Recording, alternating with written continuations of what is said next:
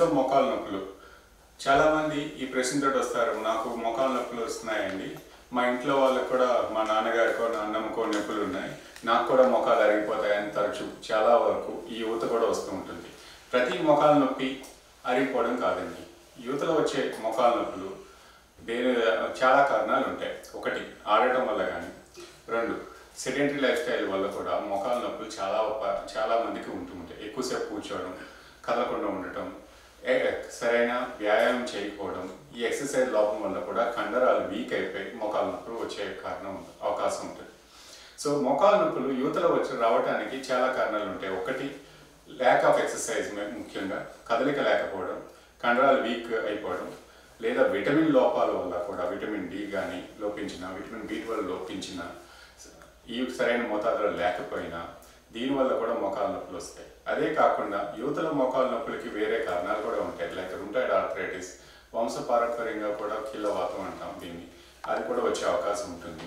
So లేకపోతే sports injuries కానీ, పడిపోయాను, బైక్ బ్యాలెన్స్ అవ్వలేదు, మోకాలు బెనికింది, లిగమెంట్ తెగింది, లిగమెంట్ మెనిస్కస్ లోపం వల్ల కూడా యువతలో తరచుగా మోకాలు నొప్పుల అవకాశం ఉంటుందండి. ప్రతి మోకాలు నొప్పి అరిగిపోవడం అని కాదు. సో మోకాలు నొప్పులు రాకుండా ఉండాలి అంటే సరైన వ్యాయామం ఉండాలి, అన్ని రకాల పౌష్టికాహారం కూడా ముఖ్యంగా ఎక్సర్సైజ్. కండరాలు కదలిక లేకపోతే అవి బిగుసుకుపోయి మోకాలు నొప్పుల కింద పరిణమించే అవకాశం ఉంది.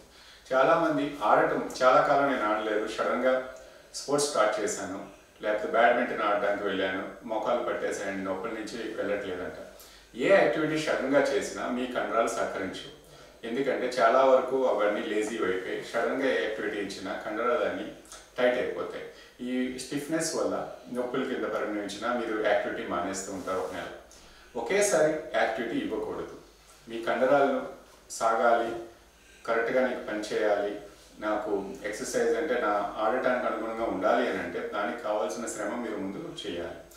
అంటే క్రమంగా నడవటం, కండరాలు సాగదీయటం, వార్మప్ అంటాం. ఈ కండరాలన్నీ ఒక స్టేజ్ వరకు సహకరించు. ఇవన్నీ సహకరించాలంటే ఇవన్నీ క్రమం తప్పకుండా చేస్తే, నెమ్మదిగా నడిచి పరిగెత్తాలి. ఒకేసారి పరిగెడితే మాత్రం నొప్పులు వస్తాయి. ఇది నెమ్మదిగా యాక్టివిటీ అనేది పెంచుతూ ఉంటే నొప్పులు రాకుండా, మీకు ఎక్కడ బ్రేక్ లేకుండా ఆడటానికి కానీ దీనికి కానీ సహకరిస్తాయి. ఏ వార్మప్లు లేకుండా ఒకేసారి కండరాలన్నీ సతాయిస్తే మోకాలు నొప్పులు ఎప్పుడైనా వస్తూనే ఉంటాయి. దీనికి మళ్ళీ రెస్ట్ ఇచ్చి మళ్ళీ మీరు స్టార్ట్ చేసినా వస్తూ ఉంటాయి. సో రెస్ట్ కూడా ఆన్సర్ కాదు, కానీ ఫ్రీక్వెన్సీ, మీరు చేసే ఎక్సర్సైజ్ కానీ గేమ్స్ మధ్యన మీరు రికవర్ అయ్యే టైం కూడా ఇంపార్టెంట్. ఒక 2 రోజులు గ్యాప్ ఇవ్వండి, లేకపోతే 3 రోజులు గ్యాప్ ఇవ్వండి, రోజు అలవాటు అయ్యే వరకు. ఇలా చేస్తూ ఉంటే కండరాలు కూడా ఒక మెమరీ వస్తుంది, దానికి కావాల్సిన స్ట్రెంగ్త్ వస్తుంది. ఒకేసారి సతాయిస్తే నొప్పుల కింద పరిణమించి చాలా కాలం ఆటం మానేస్తారు. ఇలా చేయొద్దండి. ఏదైనా క్రమక్రమంగా ఇంప్రూవ్ చేయండి. దీనివల్ల మోకాలు నొప్పులు చాలా దూరంగా ఉంటాయి. ముఖ్యంగా ఎక్సర్సైజ్ అన్నది చాలా ఇంపార్టెంట్.